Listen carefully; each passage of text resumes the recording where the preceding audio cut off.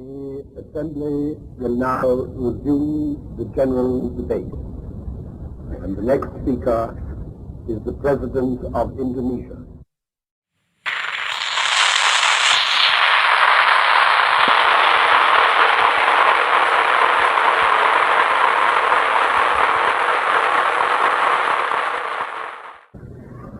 Mr. President, Your Excellency, distinguished delegates and representatives, today, in addressing this session of the United Nations General Assembly, I feel oppressed by a great sense of responsibility.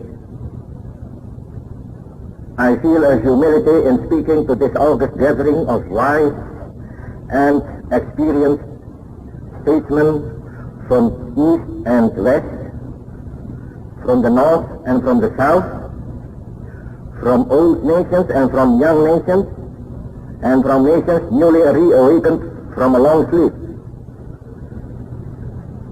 I have prayed to the Almighty that my tongue will find those words which are adequate to express the feelings of my heart. And I have prayed also that these words will bring an echo from the hearts of those who listen. It is my great pleasure to congratulate the President upon his appointment to his high and constructive office. It is also my great pleasure, on behalf of my nation, to offer a most heartfelt welcome to the 16 new members of the United Nations.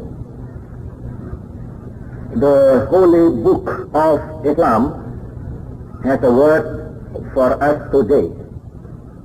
The Quran says, in my language, "Hai sekalian manusia, sesungguhnya aku telah menjadikan kamu sekalian dari seorang lelaki dan seorang perempuan, sehingga kamu berbangsa-bangsa dan bersuku-suku, agar kamu sekalian mengenal satu sama lain. Bahwasanya yang lebih mulia di antara kamu sekalian ialah siapa yang lebih takwa kepadaku." I might translate that as, "O mankind, I, Allah, made you from a male and a female, and divided you into nations and tribes, so that you should come to know one another. In truth, those who are most noble before God are those who most are in awe of Allah and do good works toward Allah." And the Christian Bible too has a word for us. "Glory to God in the highest, and on earth peace to men of goodwill." I am deeply moved indeed as I survey this assembly.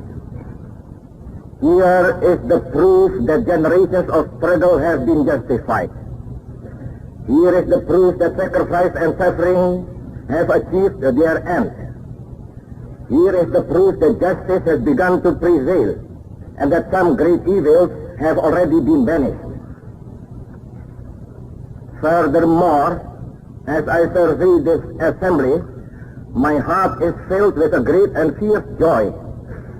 I see clearly that a new day has dawned, and that the sun of freedom and emancipation, that sun of which we have dreamed so long, is already risen over Asia and Africa. Now today, I address the leaders of nations and the builders of nations. But indirectly, I speak also to those you represent, to those who have sent you here, to those who have entrusted their future to your hands. I greatly desire that my words shall strike an echo also in those hearts, in the deep heart of humanity, in that great heart from which has been brought so many shouts of joy, so many cries of sorrow and despair, and so much love and laughter. Today it is President Soekarno who addresses you.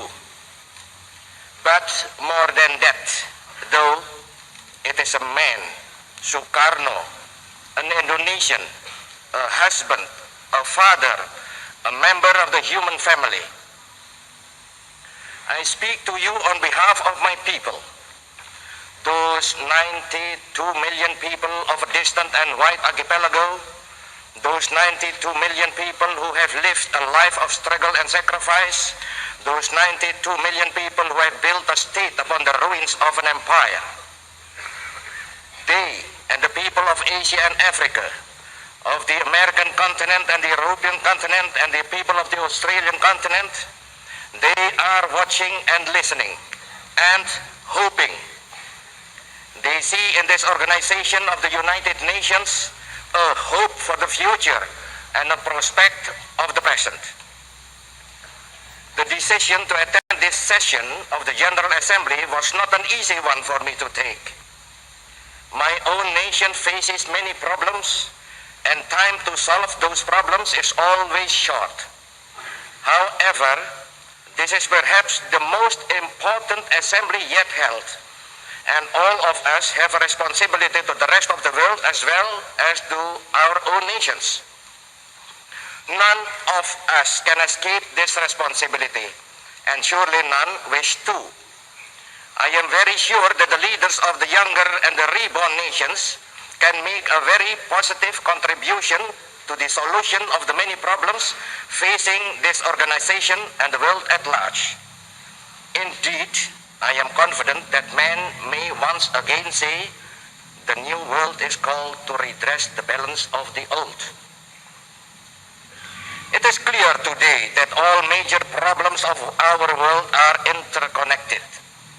Colonialism is connected to security. Security is connected to the question of peace and disarmament. Disarmament is connected to the peaceful progress of the underdeveloped countries. Yes, all are connected and interconnected. If we succeed in finally solving one problem, then the way to the solution of all the others will be open. If we succeed in solving, for example, the problem of disarmament, then the necessary funds will be available to assist those nations which so urgently need assistance. Very briefly, the principle which must be followed.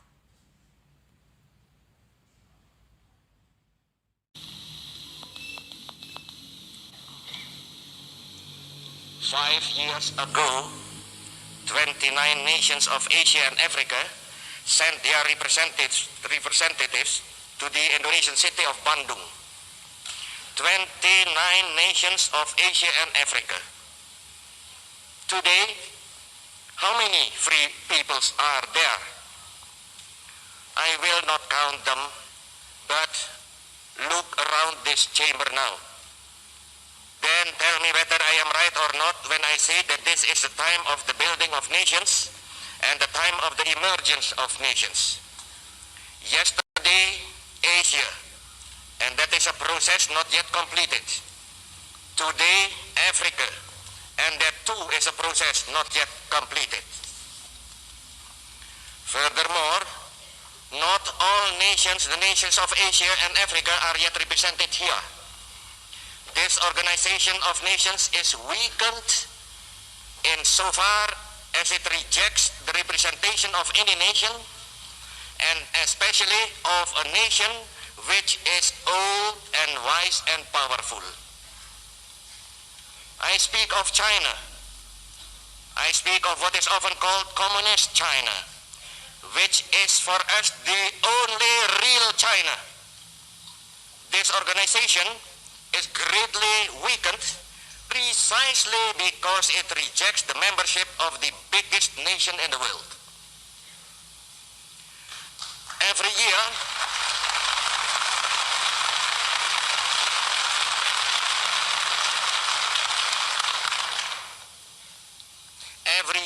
we support the admission of China to the United Nations, and we will continue doing that.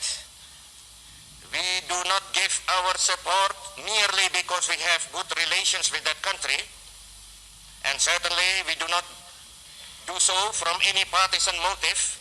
No, our position on this question is guided by political realism, by short-sightedness, excluding a vast nation, a nation great and powerful in terms of numbers, culture, the attributes of an ancient civilization, a nation full of strength and economic power.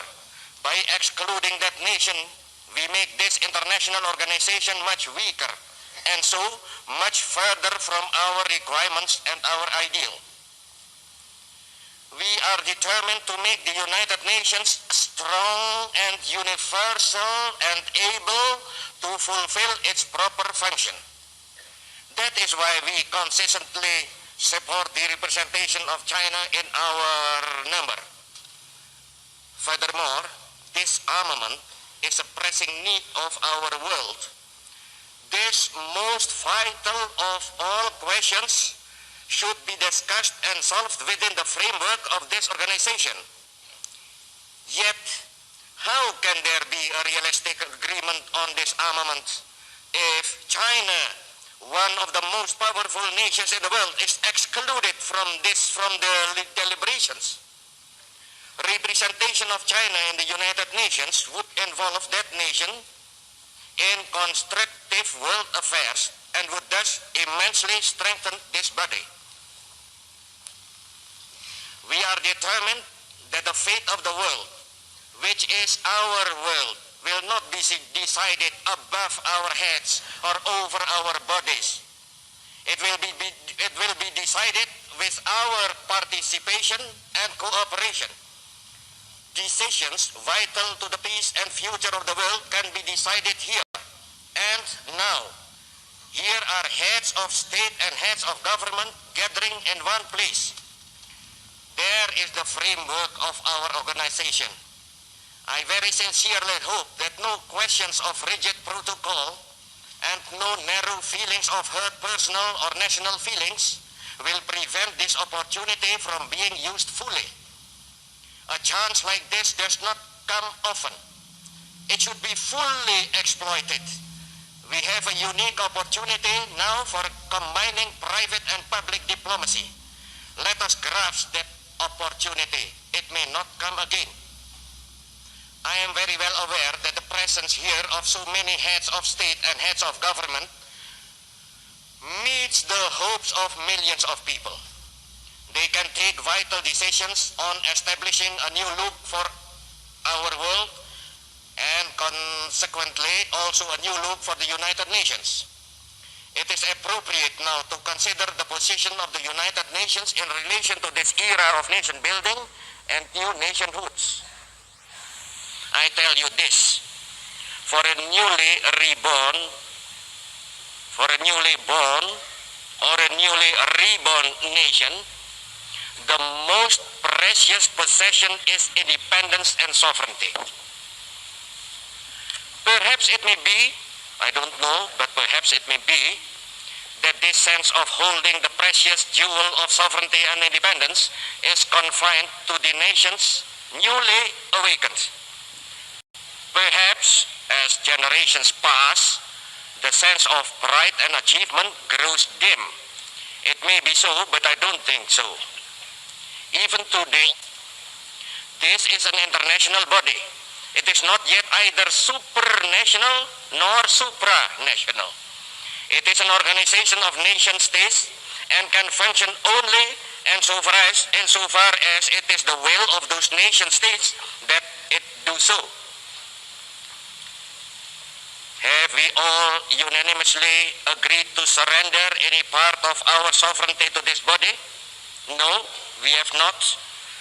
We have accepted the Charter, and the Charter is signed by fully sovereign, fully equal nation states. It may well be that this body should consider whether its members should surrender any part of their sovereignty to this international body. But if any such decision is made, it must be made freely and unanimously and equally. It must be made by all nations equally.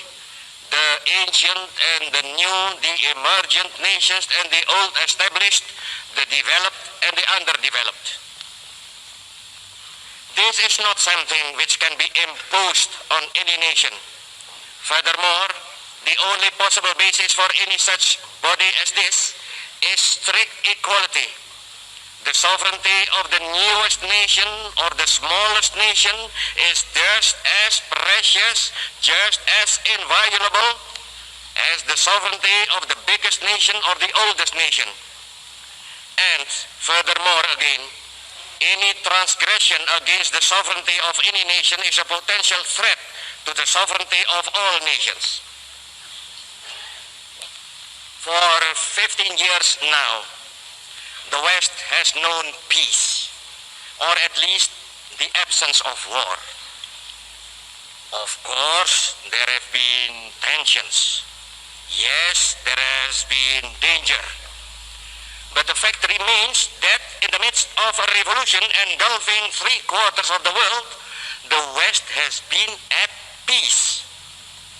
Both great blocs, in fact, have successfully practiced coexistence for all those years, thus contradicting those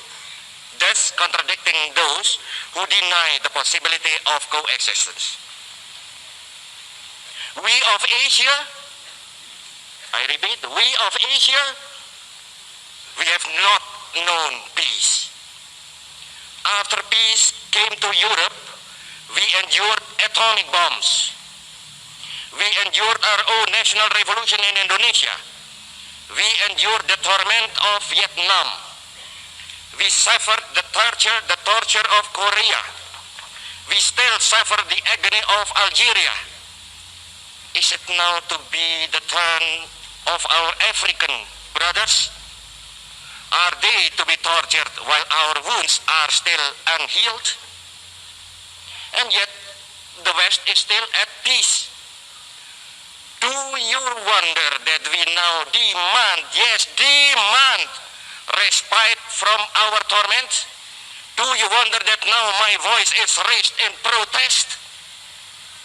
We, who were once voiceless, have demands and requirements. We have the right to be heard. We are not subject of barter, but living and virile nations with a role to play in this world and a contribution to make. I use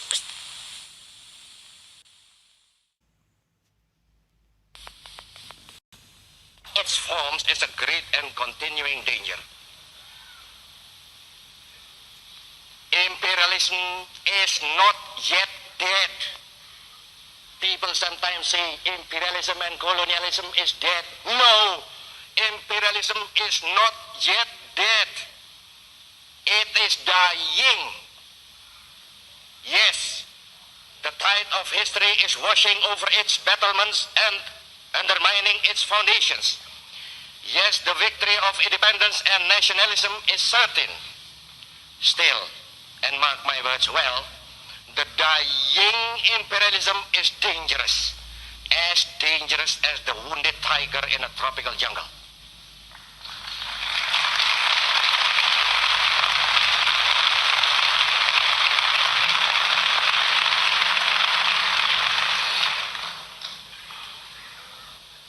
I tell you this, and I am conscious of speaking now for my Asian and African brothers. The struggle for independence is always justified and always just. Those who resist that irresistible onward march of national independence and self-determination are blind. Those who seek to reverse what is irreversible are dangerous to themselves and to the world. Until these facts, and they are facts, are recognized, there will be no peace in this world and no release of tension. I appeal to you, please place the authority and the moral power of this organization of states behind those who struggle for freedom. Do Do that clearly. Do that decisively. Do that now. Do that, and you will gain the full and wholehearted support of all men of goodwill. Do that now, and future generations will applaud you. I appeal to you, to all members of the United Nations, move with the tide of history. Do not try to stem that tide. The United Nations has now and today the opportunity of building for itself a great reputation and prestige. Those who struggle for freedom will seek support and allies where they can. How much better that they should turn to this body and to our charter rather than to any group or section of this body. Remove the causes of war and we shall be at peace. Remove the causes of tension and we shall be at rest. Do not delay. The time is short. The danger is great. Humanity the world over cries out for peace and rest, and those things are within our gift. Do not withhold them, lest this body be discredited and deserted. Our task is not to defend this world, but to build the world anew. The future, if there is to be a future, will judge us on the record of our success at this task. Do not, I beg you, older established nations, underestimate the force of nationalism. If you doubt its force, look around this chamber and compare it with San Francisco 15 years ago. Nationalism, victorious, triumphant nationalism has wrought this change, and it is good. Today, the world is enriched and ennobled by the wisdom of leaders of sovereign nations newly established. To mention but 6 examples from many, there is Norodom Sihanouk, there is a Nasser, there is a Nehru, there is a Sekou Touré, there is a Mao Zedong in Peking, there is a Nkrumah. Is not the world a better place than they should sit here instead of devoting all their lives and all their strength to the overthrow of the imperialism which bound them? And their nations too are free, and my nation is free, and many more nations are free. Is not the world thus a better and a richer place? Indeed, I do not have to explain to you that we of Asia and Africa are opposed to colonialism and imperialism. More than that, who is there in the world today who will defend those things?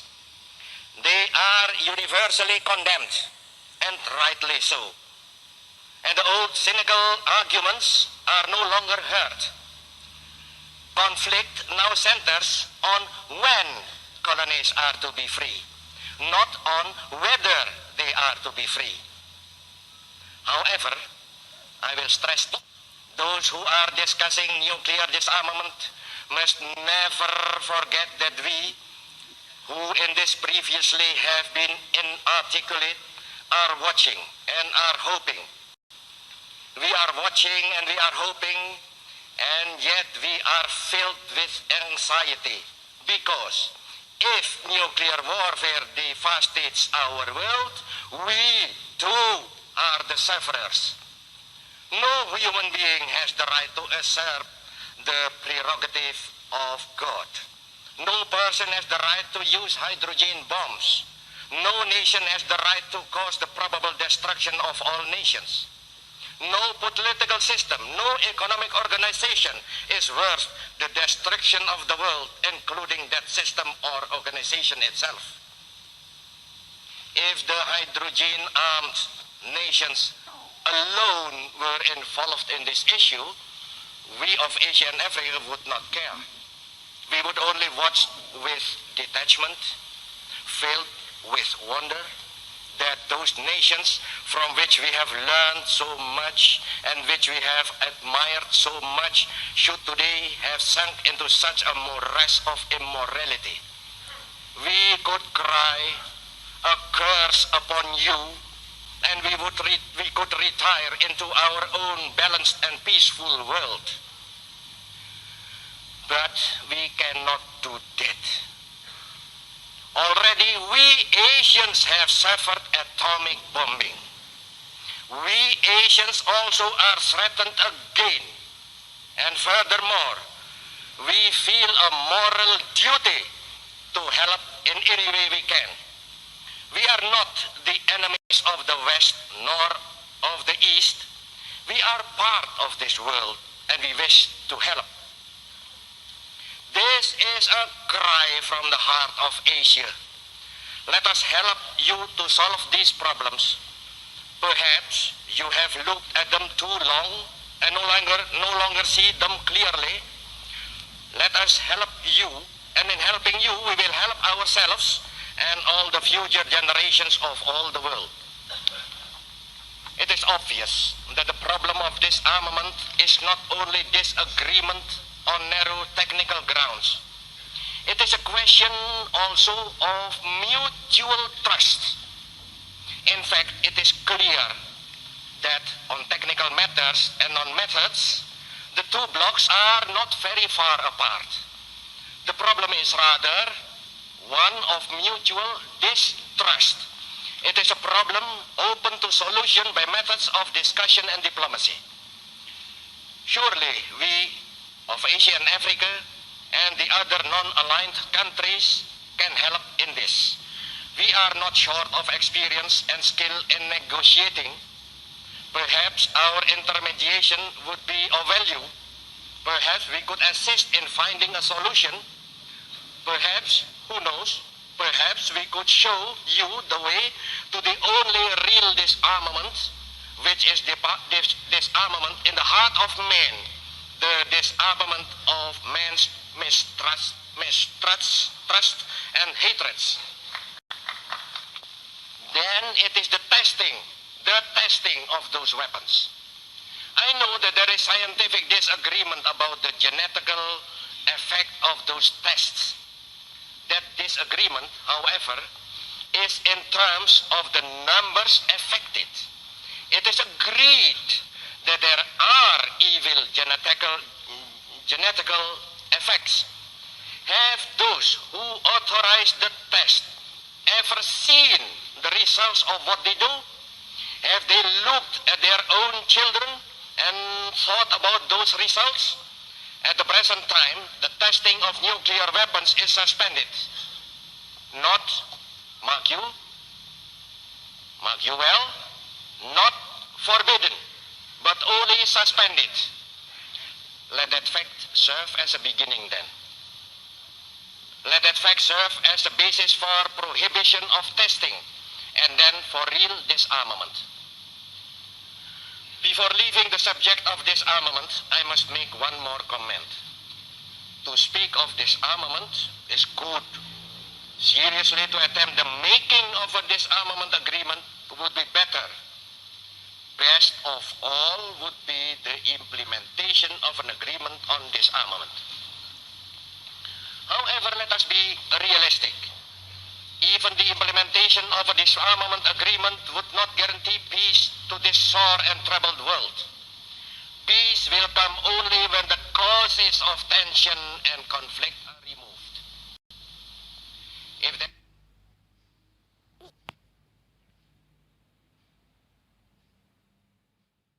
this sore and troubled world, peace will come only when the causes of tension and conflict are removed. If there is a cause for conflict, then men will fight with pointed sticks if they have no other weapon. I know because my own nation did that very thing during our struggle for independence. We fought then with knives and pointed sticks.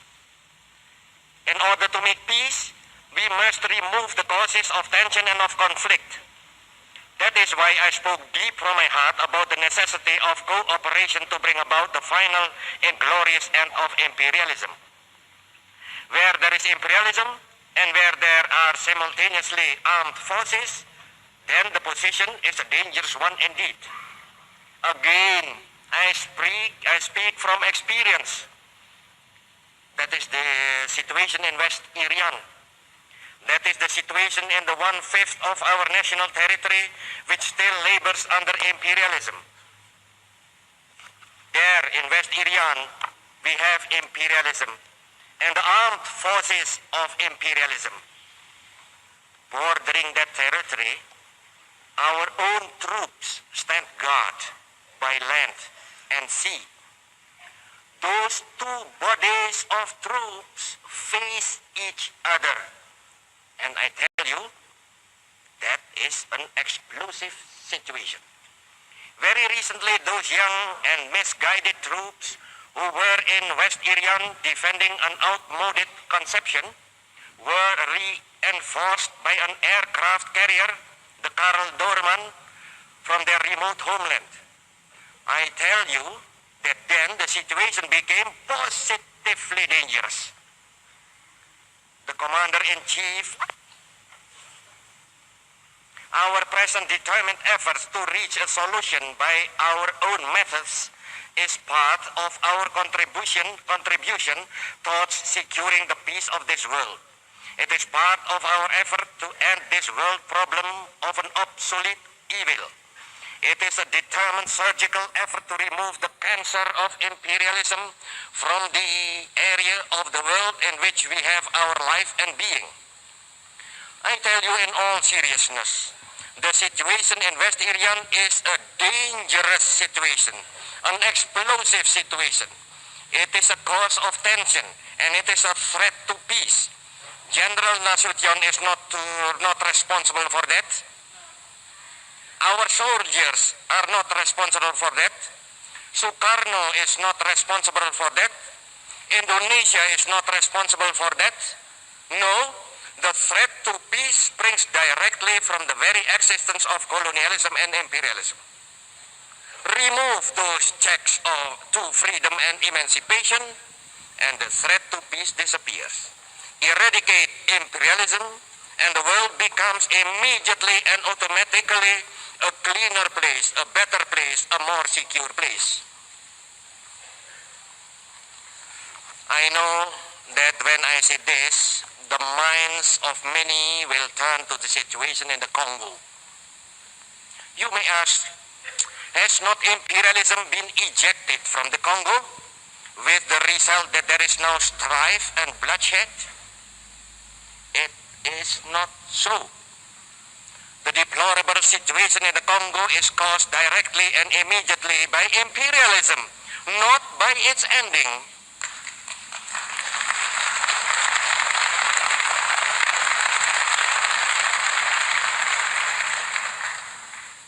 Imperialism sought to maintain its foothold in the Congo, sought to mutilate and cripple the new state.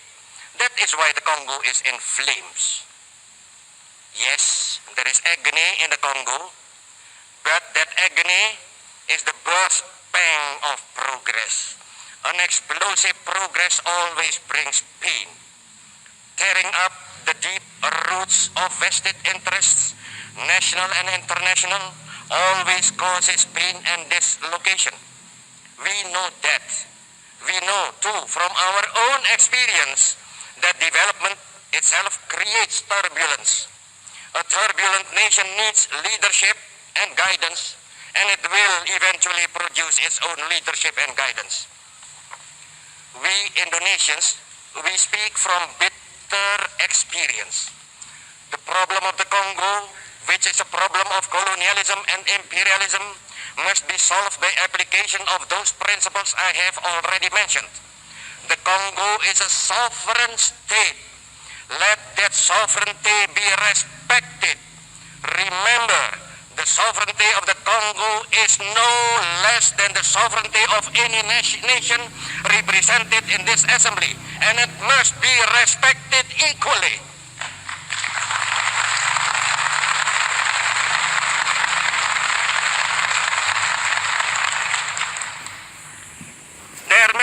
no interference in the internal affairs of the Congo, and certainly no open or hidden support for disintegration.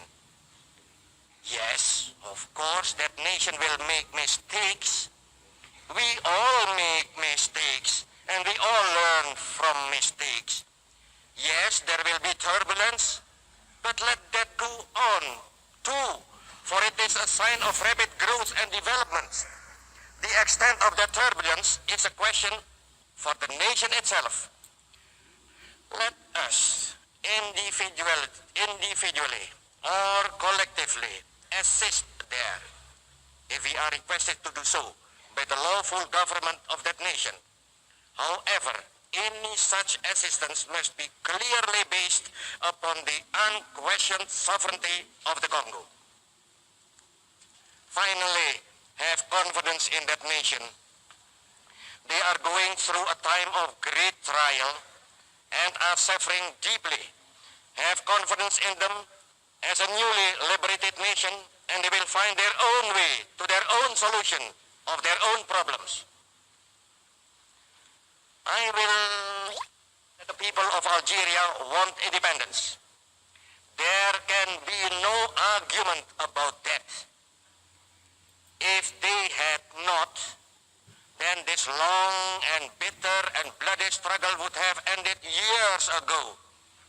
The thirst for independence and the determination to achieve that independence are the central factors of this situation. What is not yet decided is just how close and harmonious should be the future cooperation with France. Very close and very harmonious cooperation should not be difficult to achieve even at this stage, although perhaps it gets more difficult as the days of struggle pass. Then let a plebiscite be held under the United Nations in Algeria.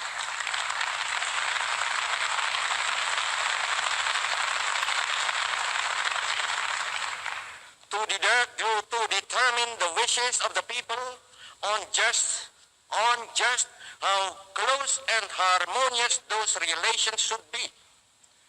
The plebiscite should not be concerned with the question of independence. That has been settled in blood and tears, and there certainly will be an independent Algeria.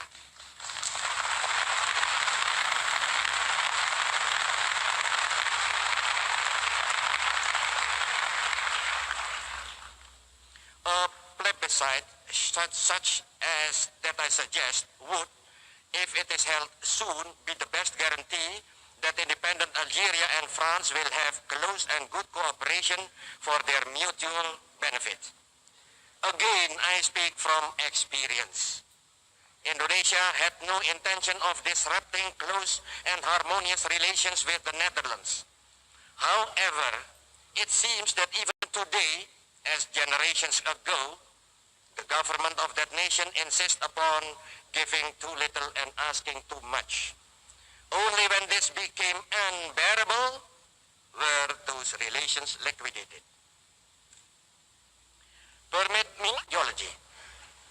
In Asia and Africa today, still living, still thinking, still acting, are those who have led their nations to independence. Those who have evolved great liberating economic theories. Those who have overthrown tyranny, those who have united their nations, and those who have defeated disruption of their nations. Thus, and very properly, we of Asia and Africa are turning towards each other for guidance and inspiration, and we are looking inwards towards the experience and the accumulated wisdom of our own nations.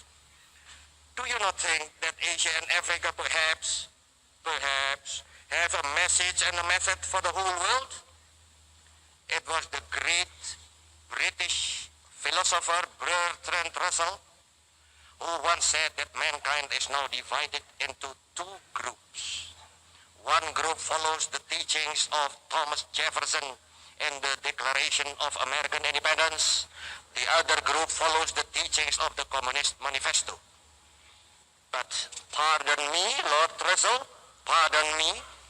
I think you have forgotten something. I think you have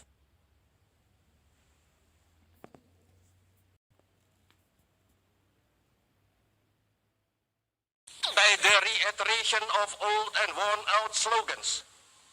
We cannot ignore them, for they threaten us.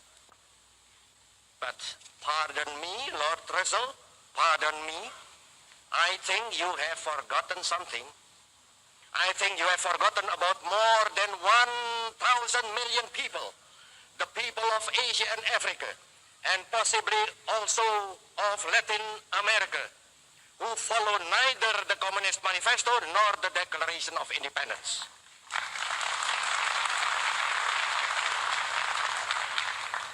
Mind you, we admire both, and we have learned much from both, and we have been inspired by both.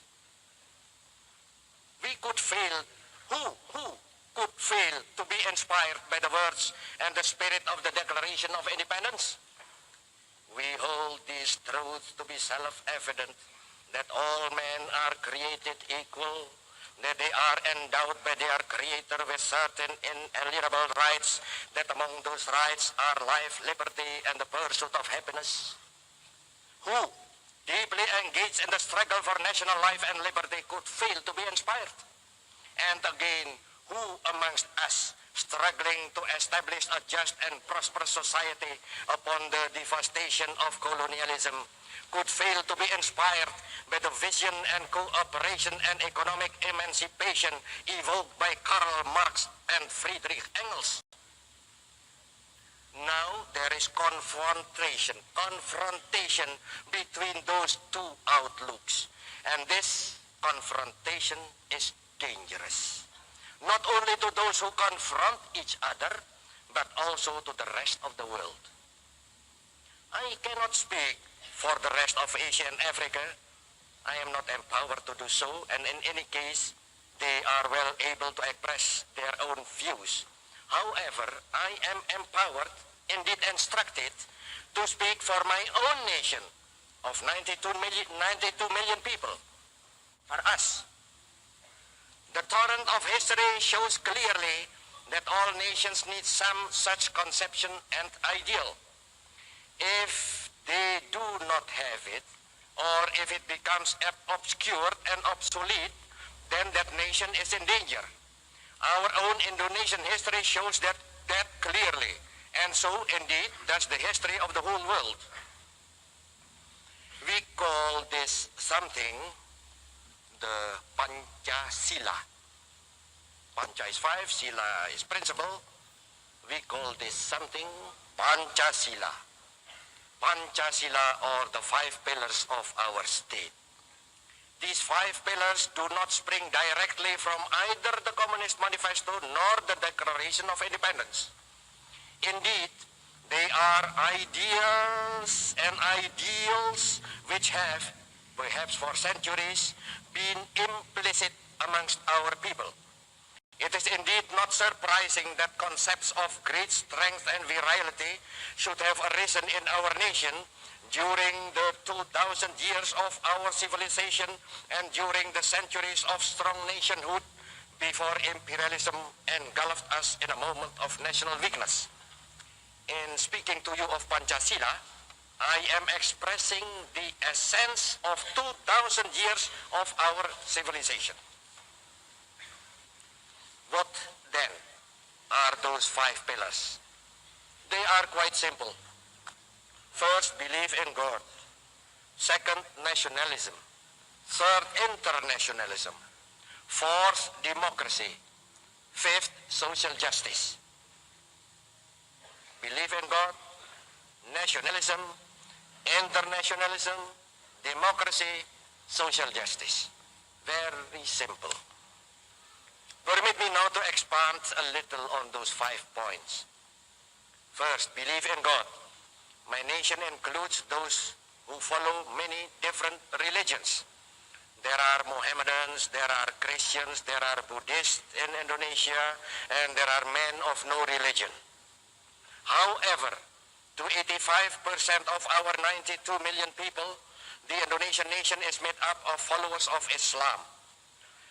Springing from this fact and in recognition of the unified diversity of our nation, we place belief in God as the forefront of our philosophy of life.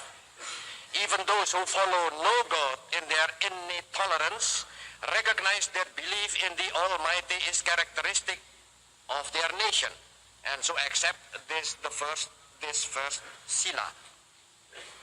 Then number 2, nationalism. The burning force of nationalism and the desire for independence sustained us and gave us strength during the long colonial night, and during the struggle for independence. Today, that burning force is still within us and still sustains us. But our nationalism is most certainly not chauvinism. We most certainly do not regard ourselves as superior to other nations. We most certainly do not seek to impose ourselves on other nations. I know well that the word nationalism is suspect and even discredited in the West. That is because the West has itself prostituted and distorted nationalism. And yet true nationalism still burns bright in the West. If it had not, then the West would not have challenged with arms the aggressive chauvinism of Hitler. Support and encourage nationalism wherever we find it. Our third pillar is internationalism. There is no conflict or contradiction between nationalism and internationalism. Indeed, internationalism cannot grow and flourish except in the rich soil of nationalism. Is not this Organization of United Nations clear evidence of that? Previously, there was the League of Nations. Now there is the United Nations. The very names proclaim that neither could have existed without the existence of nations and nationalism. And yet, the very existence of both shows that the nations desire and need an international body in which each is equal. Internationalism is most certainly not cosmopolitanism, which is a denial of nationalism, which is anti-national and indeed anti-reality. Rather, true internationalism is an expression of true nationalism, in which each nation respects and guards the rights of all nations, big and small, old and new.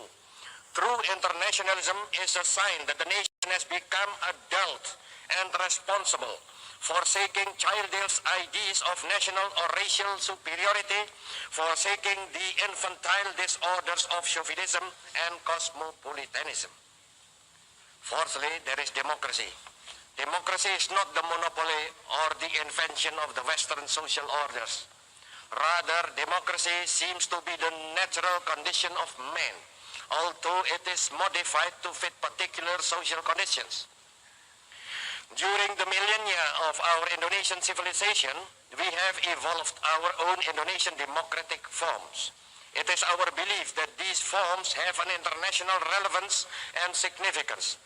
This is a question to which I shall return later. Finally, the last sila, the ultimate pillar, is social justice. With this, we link social prosperity, for we regard the two as inseparable. Indeed, only a prosperous society can be a just society, although prosperity itself can reside in social injustice. Then, that is our Pancasila. Belief in God, nationalism, internationalism, democracy, social justice. Those are the principles which my nation fully accepts and uses as its guide to all political activity, economic activity, social activity. It will be hopeless. We of Indonesia are not prepared to sit idly back while the world goes to ruin. We are not prepared to have the clear morning of our independence overshadowed by radioactive clouds. No nation of Asia or Africa is prepared to do this. We have a responsibility to the world, and we are ready to accept and fulfill that responsibility. If that means intervening in what has previously been in what has previously been the affairs of great powers remote from us, then we are prepared to do that. No nation of Asia or Africa will shirk that task. Get it by the nation. What would be the international application of Pancasila?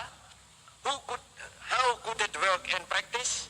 Let us take the 5 points one by one briefly. First then, believe in God. No person who accepts the Declaration of American Independence as a guide to life and action will deny that. And equally, certainly no follower of the Communist Manifesto would, in this international forum today, deny the right to believe in the Almighty. For further elucidation about that, I refer to Mr. Aidit. Mr. Aidit, sitting there, the leader of the Indonesian Communist Party, who sits in my delegation and accepts wholeheartedly both the Communist Manifesto and the Pancasila. Second, nationalism. We are all representatives of nations. How then can we reject nationalism? To do so would be to reject our own nations and to reject the sacrifices of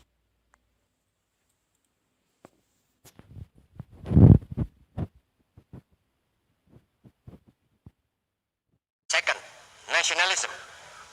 We are all representatives of nations.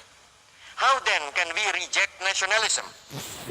To do so would be to reject our own nations and to reject the sacrifices of generations. But I warn you, if you accept the principle of nationalism, then you must reject imperialism. But to that warning, I will add a reminder. If you reject imperialism, then automatically and immediately you remove from this troubled world a major cause of tension and conflict. The third point is internationalism. Is it necessary to speak at length about internationalism in this international body? Surely not. If our nations were not internationally minded, then those nations would not be members of this organization. However, true internationalism is not always found here. I regret the necessity of saying that, but it is a fact. True internationalism is not always found here. Only too often, the United Nations is used as a forum for narrow national or sectional aims. Only too often, the great purposes of high ideals of our charter are obscured by the search for national advantage or national prestige. True internationalism must be based upon the fact of national equality. True internationalism must be based upon equality of regard, equality of esteem, upon the practical application of the truth that all men are brothers. It must, to quote the Charter of the United Nations, that document which is so often forgotten, it must reaffirm faith in the equal rights of nations large and small. Finally, and once more, internationalism would mean the ending of imperialism and colonialism, and thus the ending of many dangers and tensions. Fourth, democracy. For us of Indonesia, democracy contains three essential elements. Three. It contains, first, the principle of what we call mufakat. Mufakat, that is unanimity. It contains, secondly, the principle of perwakilan, that is representation. Finally, democracy contains for us the principle of musyawarah, and that is deliberation between representatives. Yes, Indonesian democracy contains those three: unanimity, representation, deliberation between representatives. These principles of our democratic way of life are deeply enshrined within our people and have been from time immemorial. They ruled our democratic way of life when wild and savage tribes still roamed over Europe. They guided us when feudal. Look, not so very long ago, as you know, representatives of 29 nations of Asia and Africa met together in Bandung. Those leaders of their nations were no impractical dreamers. Far from it. They were hard, realistic leaders of men and of nations, most of them graduates of the struggle for national freedom, all of them well versed in the realities of political as well as international life and leadership. They were of diverse political outlook, ranging from the extreme left to the extreme right. Many in the West did not believe that such a conference could produce anything worthwhile. Many even believed that it would break up in confusion and mutual recrimination, torn apart on the rock of political differences. But the Asian African Conference succeeded. The Asian African Conference was conducted by methods of musyawarah, of deliberation. There were no majorities, no minorities. There was no voting. There were only deliberations and only the common desire to reach an agreement. Out of that conference came an unanimous communique, which is one of the most important achievements of this decade and perhaps one of the most important documents of history. Can you now think of history? Finally, in the Pancasila, there is social justice. To be applied on the international field, this should perhaps be international social justice. Once again, to accept the principle, this principle would be to reject colonialism and imperialism. Furthermore, the acceptance of social justice as an aim by these United Nations would mean the acceptance of certain responsibilities and duties. It would mean a determined, united effort to end many of the social evils which trouble our world. It would mean that aid to the technically underdeveloped and the less fortunate nations would be removed from the atmosphere of Cold War. It would also mean the practical recognition that all men are brothers and that all men have a responsibility to their brothers. Is not that a noble aim? Of course, the United Nations consists of more than the Charter of the United Nations. Nevertheless, that historic document remains the guiding star and the inspiration of this organization.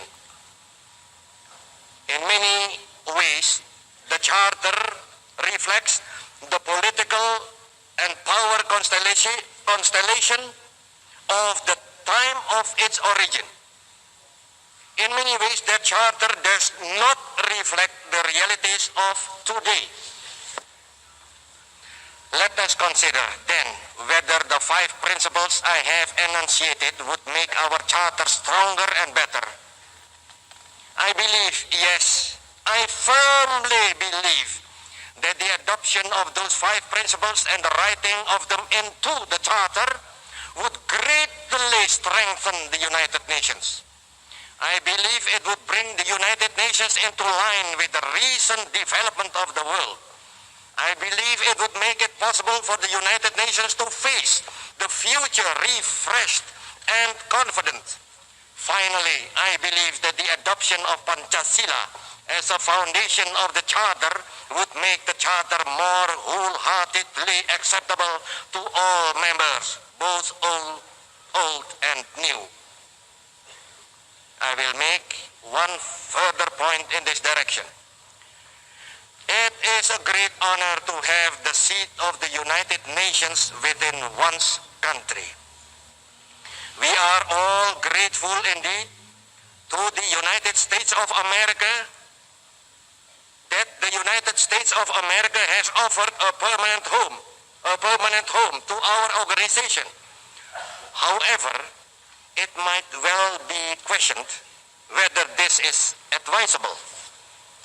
I am convinced that an Asian or African country, in its faith and belief, would gladly offer hospitality to the United Nations, perhaps setting aside a sufficient area wherein the organization itself would be sovereign and in which the discussions vital to the vital work can take place in security and brotherhood. The United Nations is no longer the same body as that which signed the Charter 15 years ago. Nor is this world the same world. Those who labored in wisdom to produce the charter of this organization could not have foreseen the shape which it has taken today. Of those wise and far-sighted men, but few realized that the end of imperialism was in sight, and that if this organization was to live, then it must provide for a great and overbearing and invigorating influx of new and reborn nations. With all respect, I submit that it might not be so.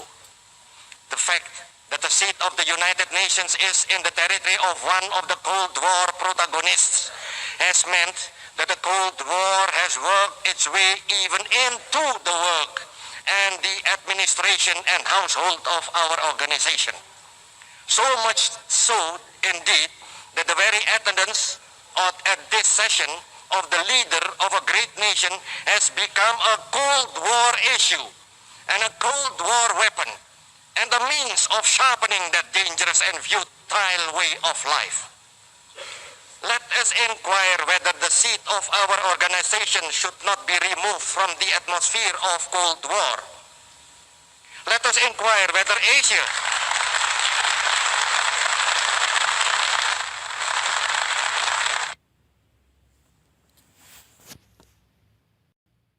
the Cold War uncommitted to either bloc, and where the delegates can move easily and freely where they will, and in doing so, perhaps gain a wider understanding of the world and its problems. The purpose of the United Nations should be to solve problems. To use it as a mere debating platform, or as a propaganda outlet, or as an extension of domestic politics, is to pervert the high ideals which should imbue this body. In order to modernize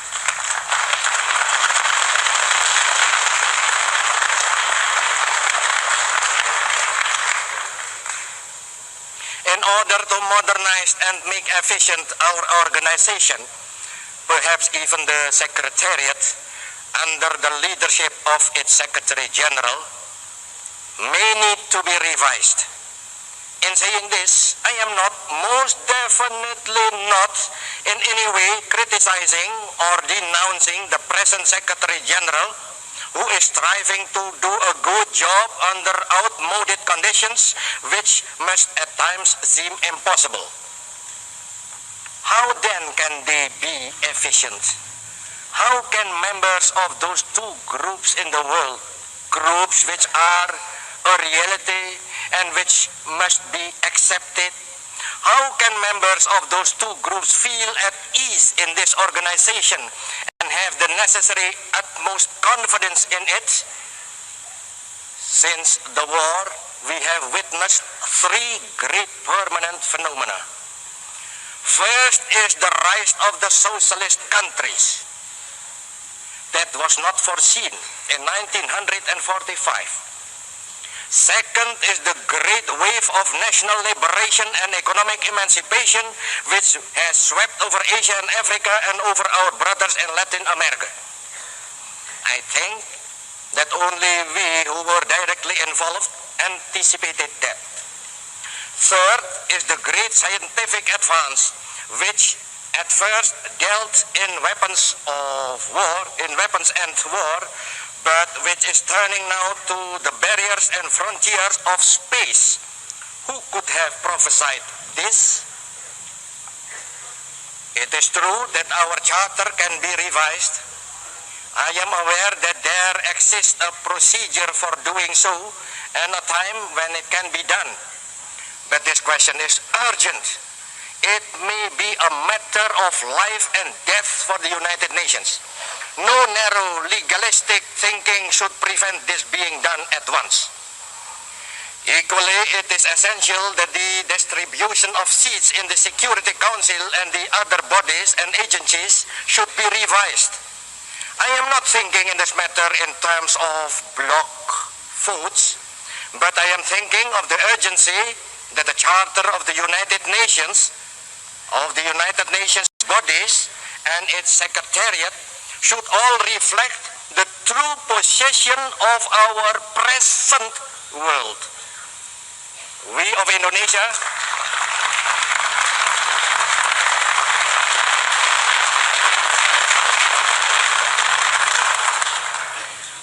Indonesia regard this body with great hope and yet with great fear. We regard it with great hope because it was useful to us in our struggle for national life.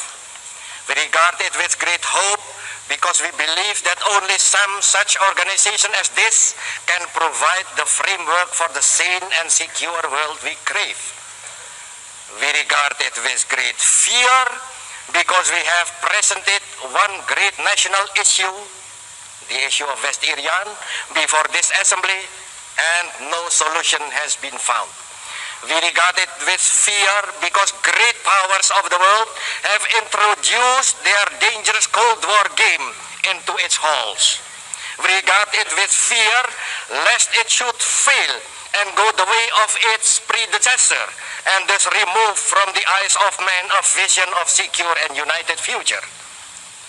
Let us face the fact that this organization in its present methods and by its present form is a product of the Western state system. Pardon me, but I cannot regard that system with reverence. I cannot even regard it with very much affection, although I do respect it greatly. Imperialism and colonialism were offspring of that Western state system, and in common with the vast majority of this organization, I hate imperialism. I detest colonialism.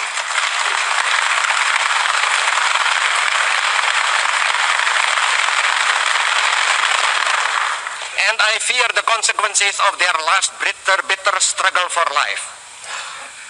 Twice within my own lifetime, the Western state system has torn itself to shreds and once almost destroyed the world in bitter conflict. Can you wonder that so many of us look at this organization, which is also a product of the Western state system, with a question in our eyes? Please do not misunderstand me. We respect and admire that system. We have been inspired by the words of Lincoln and of Lenin, by the deeds of Washington and by the deeds of Garibaldi. Even perhaps we look with envy upon some of the physical achievements of the West. But we are determined that our nations and the world as a whole shall not be the plaything of one small corner of the world. We do not seek to defend the world we know. We seek to build a better world. As a practical step in this direction, it is my honor and my duty to submit a draft resolution to this General Assembly. On behalf of the delegations of Ghana, India, the United Arab Republic, Yugoslavia, and Indonesia, I hereby submit the following resolution. The General Assembly, deeply concerned with the recent deterioration in international relations which threatens the world with grave consequences. Aware of the great expectancy of the world that this assembly will assist in helping to prepare the way for the easing of world tension, conscious of the grave and urgent responsibility that rests on the United Nations to initiate helpful efforts, requests as a first urgent step the President of the United States of America and the Chairman of the Council of Ministers of the Union of Soviet Socialist Republics to renew their contacts interrupted recently, so that their declared willingness to find solutions of the outstanding problems by negotiations may be progressively implemented. Mr. President, may I request on behalf of the delegations of the above-mentioned 5 nations that this resolution receive your urgent consideration. A letter to this effect, signed by the heads of the delegations of Ghana, India, the United Arab Republic, Yugoslavia, and Indonesia, has already been sent to the Secretariat. I submit that draft resolution on behalf of those 5 delegations and on behalf of the millions of people in those nations. To accept this resolution is a possible and immediately step. Let this General Assembly accept this resolution as soon as possible. Let us take this practical step towards an easing of the dangerous tension in our world. Let us carry this resolution unanimously so that the full force of the world's concern may be felt. Let us take this first step and let us determine to continue our activity and pressure until our world becomes the better and more secure world we envisage. That world in which all nations exist in peace and brotherhood. Build the world fit for the dreams and the ideals of humanity. Break now with the past, for the day is at its dawning. Break now with the past, so that we can justify ourselves with the future. I pray God Almighty will bless and guide the deliberations of this assembly. I thank you all.